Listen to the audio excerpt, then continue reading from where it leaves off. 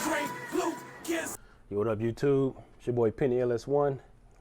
Saturday evening, made a trip to Summit Racing this morning. Shout out to Kwame Radford. Why y'all didn't tell me all I had to do was buy the right-hand bracket for this Wilwood Master Cylinder? He let me know that that's all you need to mount it on the opposite side. So let me show you what I got, and I should be good to go now as far as clearance, and my lines should still be long enough. So this is the part number right here. It's a Wilwood part number 220-15047. Let me, I already opened it up, and I'll show you the difference. I mean, it's clear as day, or as they say, clear as mud. So you can see this bracket, see it's made to mount on there like that, go on that side, whereas the other bracket is this one. It's made to mount and go on this side. So when you buy the new bracket, it comes with the lines, the short lines right here to run from the master to the prop valve. So this was the one that wasn't interchangeable for sides.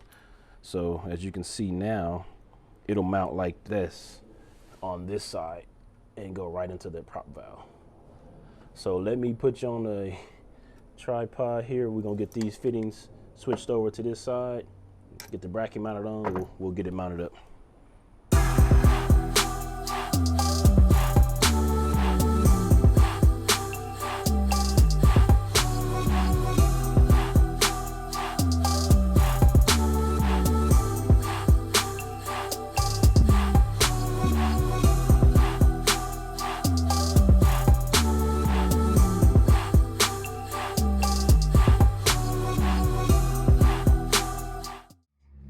Okay, that's better.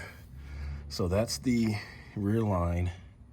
So what I'm gonna do, like I said, this is that 916. This is the 916-18, and this is an adapter that makes that 916 a 3/8. So let me take this off and show you, because I gotta take this off. And I'm gonna show you where or how I'm gonna put the, let me zoom this out too, I'm tripping.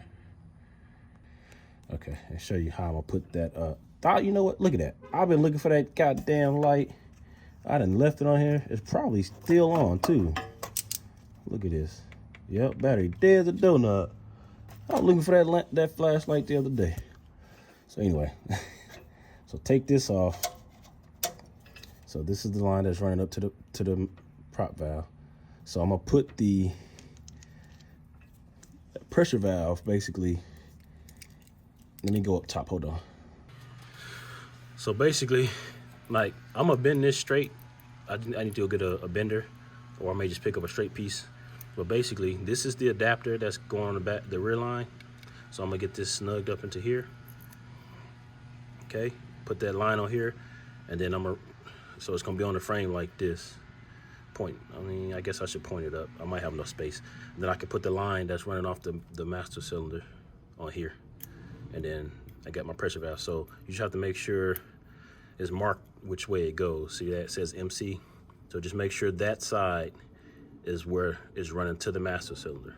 So that's the in, and this is the out, where the fluid comes out and goes to the rear brakes. So that's how that's gonna be set up. Like I say, it would be, you know, ideally you want a straight piece right here, but since I already had this, since I have an extra piece, I'm gonna hook this up for now. And I might stay with it, just depends. So let me get back under there. I'm gonna hook it up, and then I'll show you how it looks when I'm done. So we all buttoned up. So as you can see, this is the rear line right here. I got the pressure valve in place. The other line you see, that's this one right here is the passenger side. I still got the factory hard line on. So what my plan is to get another driver side factory hard line and run it, and then just connect that other line to it. Unless I feel like getting an extension on this red line and running it all the way to the other side. That way I have matching lines going to the caliper. So let me get off from under here. I went ahead and tightened those down. I don't plan on taking those off again, not no time soon. Excuse, like I said, excuse the audio. Actually, you know what? Let me get my shotgun mic. Hold on. Okay, so now I got my shotgun mic, so you should be able to tell the difference in the audio. Yeah, so that's it. I just need to get a clamp so I can clamp these lines together to keep them off the steering shaft. And I didn't finish bleeding. I mean, not bleeding, hold on. Didn't finish painting the booster. So this is just a mock-up. I wanted to make sure, like I should have did this before I even started painting it. I wanted to make sure I got everything where I needed to go. So I just need to, I'm gonna wet sand that and put another coat on it. I got the bleeder kit for this, the bench bleeded. It came in the kit, which I didn't even know because I didn't open most of that stuff up. It was just sitting. So this right here, this will allow me to bench bleed that boost, the master cylinder. And then I'm gonna have to bleed the whole entire system. Now I do have caliber lines as well to match those other lines. So that's what I was saying. I don't know if I wanna run this one straight here, which right now I probably will since it's already right here. I keep scratching up my frame. So this line, well actually I can't run that there because I won't have nowhere to plug this in. See, these are the same ends.